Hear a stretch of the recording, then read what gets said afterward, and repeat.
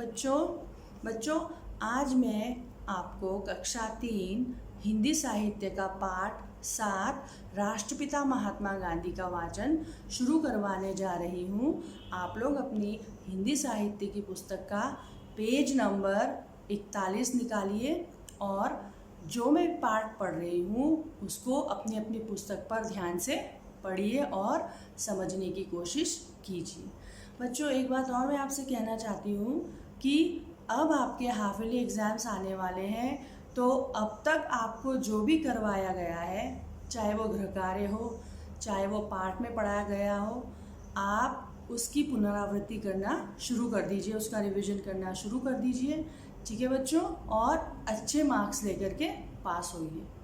खूब मेहनत कीजिए, खूब पढ़िए और अच्छे मार्क्स लीजिए। ठीक है बच्चों, तो मुझे उम्मीद है कि आप लोगों ने पेज नंबर 41 निकाल लिया होगा।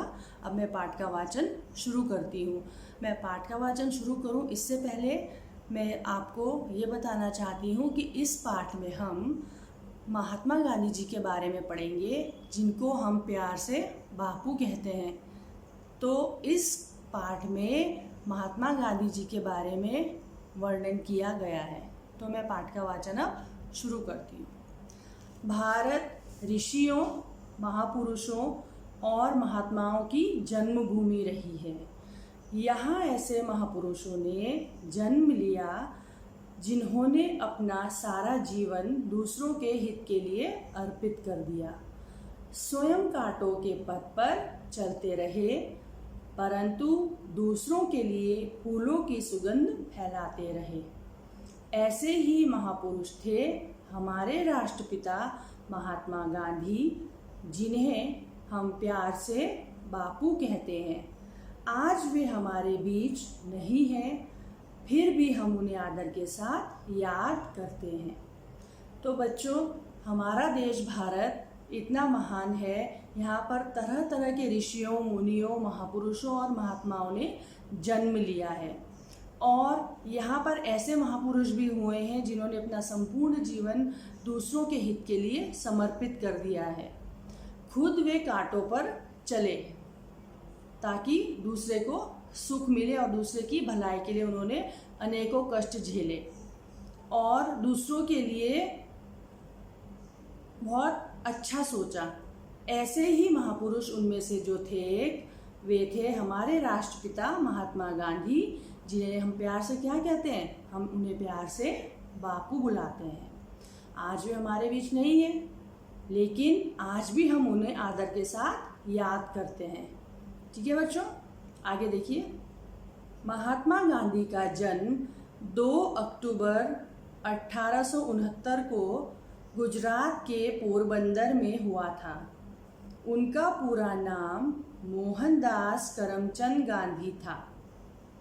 उनके पिता करमचंद गांधी राजकोट के दीवान थे। उनकी माता का नाम पुतलीबाई था।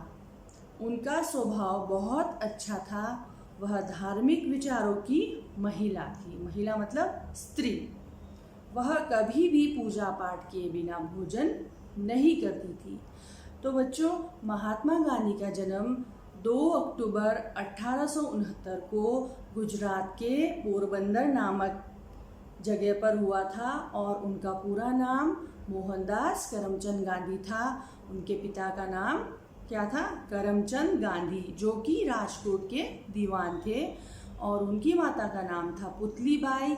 वह बहुत ही धार्मिक विचारों की महिला थी और उनका स्वभाव बहुत अच्छा था और वह कभी भी बिना पाठ पूजा के भोजन नहीं करती थी। आगे देखिए। एक बार गांधी जी ने सत्य हरिश्चंद्र नाटक देखा। कौन सा नाटक देखा? सत्य हरिश्चंद्र। उनके मन में बार बार उसे देखने की इच्छा होती थी। किसके मन में बार बार सत्य हरिश्चंद्र नाटक देखने की इच्छा होती थी? महात्मा गांधी के। उन्होंने संकल्प लिया। संकल्प यानी प्रण लिया, मैं भी हरिश्चंद्र की तरह सदा सत्य का पालन करूंगा। वे सोचते थे कि सभी हरिश्चंद्र की तरह सत्यवादी क्यों नहीं बन जाते हैं। यही बात मन में बैठ गई कि चाहे हरिश्चंद्र की तरह मुझे भी कष्ट उठाना पड़े, पर सत्य को कभी नहीं छोड़ूंगा। तो बच्चों, एक बार गांधी जी ने सत्य हरिश्चंद्र नामक नाटक को देखा और उनको वह नाटक इतना अच्छा लगा कि उनके मन में उस नाटक को बार बार देखने की इच्छा होती थी। उन्होंने यह संकल्प लिया, यह प्रण किया कि मैं भी हरिश्चंद्र की तरह सदा सत्य का साथ दूंगा, सदा सत्य का पालन करूंगा। और वे ये सोचते थे कि सभी लोग हरिश्चंद्र की तरह सत्यवादी क्यों नहीं बन जाते। उनके मन में यह बात बैठ गई। किसके मन में? महात्मा गांधी के मन में। राजा हरिश्चंद्र, सत्य हरिश्चंद्र नाटक देखकर यह बात बैठ गई थी कि चाहे हरिश्चंद्र की तरह मुझे भी कितना कष्ट झेलना पड़े, परंतु मैं सत्य का साथ कभी भी नहीं छोड़ूंगा। ठीक है बच्चों?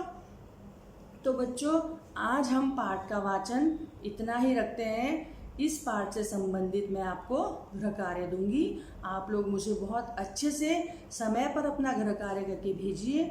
और मेरा सभी बच्चों से अनुरोध है कि सभी बच्चे अपने गृह कार्य के साथ एक पृष्ठ सुलेख अवश्य ही भेजेंगे। बच्चों, मैं बार बार आपसे कहती हूँ कि आप लोग सुलेख करिए, लेकिन बहुत बच्चे ऐसे हैं जो कभी भी सुलेख नहीं भेज रहे हैं। तो मेरा आपसे अनुरोध है कि ये आपकी ही भलाई के लिए है। आप लिखने की प्रैक्टिस करेंगे, जितना आप लिखेंगे आपकी जो हैंड राइटिंग है वह बहुत सुंदर होगी।